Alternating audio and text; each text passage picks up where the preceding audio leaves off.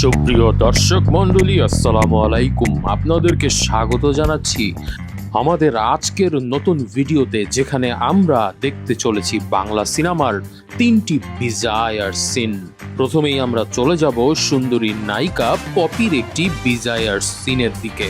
আমরা দেখতে পাই পপি কেন জানি লাল শার্ট আর লাল প্যান্ট, সেই সঙ্গে ম্যাচিং করে লাল ছাতি পরে এবং একটা লাল ক্যাপ পরে পুরোপুরি লাল মিয়া সেজে বসে আছে।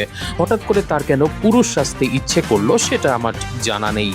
তবে তার সাথে থাকা চেলা আফজাল শরীফকে আমরা দেখতে পাই কেন যেন একটু লাল্লু গুল্লু লাল মিয়াকে দেখে জড়িয়ে ধরবার খায়েশ হয়। তবে পপি তাকে আস্তে করে সরিয়ে নিজের সতীত্ব বজায় রাখার একটু চেষ্টা করে, কিন্তু তার সেই চেষ্টা বেশিক্ষণ ধোপে টেকে না। তার কারণ কিছুক্ষণ পরে একটা তাগড়া কালো ষাঁড় ঠিকই পপির লাল জামা দেখে আকৃষ্ট হয়ে পড়ে এবং তাকে ধাওয়া করে।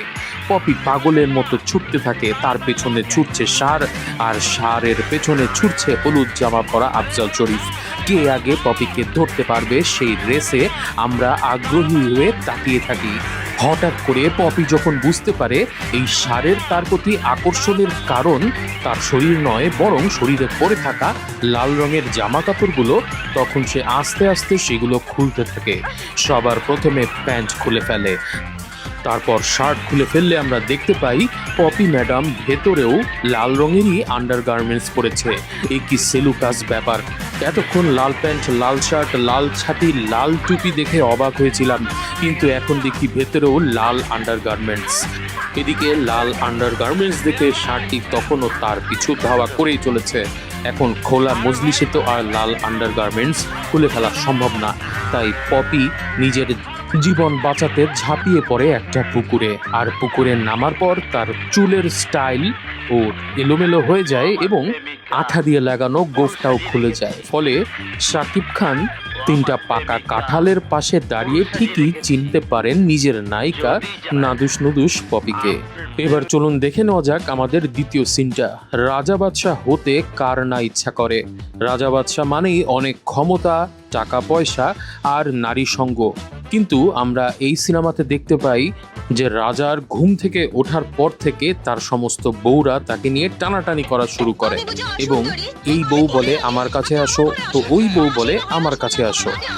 এত টানাটানির মাঝ থেকে রাজাকে উদ্ধার করে নিয়ে যায় দিলদার। তবে তাতে রানীরা বেশ অখুশি হয়ে পড়ে। কাজেই আপনাদের যাদের ছোটবেলায় রাজা হবার ইচ্ছে ছিল, এই ভিডিও দেখার পরে আশা করি রাজা দেখার কুফলটাও আপনারা বুঝতে পারছেন। আমাদের যে তৃতীয় ভিডিও, সেটি দেখে আপনার পুলিশ ডেকে নিয়ে আসতে মনে হতে পারে। ভালোবাসার মানুষকে পটানোর জন্য মানুষ কত কিছুই না করে। কেউ বা গোলাপ হাতে রাস্তায় দাঁড়িয়ে থাকে, কেউ কবিতা লেখা শুরু করে, আবার কেউ বা বাইক নিয়ে শোডাউন দেয়। কিন্তু আমাদের নাম্বার 1 শাকিব খান তার নায়িকা সাহারাকে পটানোর জন্য এমন একটা কাজ করেছিলেন যা ট্রাফিক রুল তো দূরের কথা, পৃথিবীর সকল আইন কানুনই ভেঙে ফেলে। তিনি একটা গাড়িতে নায়িকাকে ওঠান, তারপর একটা কালো কাপড় দিয়ে নিজের চোখ বেঁধে উল্টাপাল্টা গাড়ি চালানো শুরু করেন। ভেতরে থাকা নায়িকা সাহারা তো পাগল হয়ে যায়, কারণ শাকিব খান যেভাবে উল্টাপাল্টা ড্রাইভ করা শুরু করেছে, কোনো একটা গাছের সাথে লাগিয়ে দিলেই তার যৌবন কবরে চলে যাবে। আর শাকিব খানের একটাই কথা, তাকে যদি ভালোবাসতে রাজি না হয় তাহলে সে এভাবেই চোখ বন্ধ করে গাড়ি চালিয়ে যাবে। অতঃপর নায়িকা সাহারা নিজের জীবন বাঁচানোর জন্য বাধ্য হয়ে বলে ফেলে যে সেও শাকিব খানকে ভালোবাসে এবং তারপরেই শাকিব খান গাড়ি থামায়। তো প্রিয় দর্শক বন্ধুরা, don't try this at home. আপনি কোনো নারীকে যতই ভালোবাসুন না কেন, দয়া করে এরকম কোনো কাজ করবেন না। চোখ বন্ধ করে গাড়ি চালানোর দায়ে আপনাকে যদি পুলিশ গ্রেফতার করে, অথবা কেউ যদি আপনাকে গণধোলাই দেয়, অথবা কেউ যদি আপনার মুখে প্রস্রাব করে দেয়, তাহলে কিন্তু আমি দায়ী থাকবো না।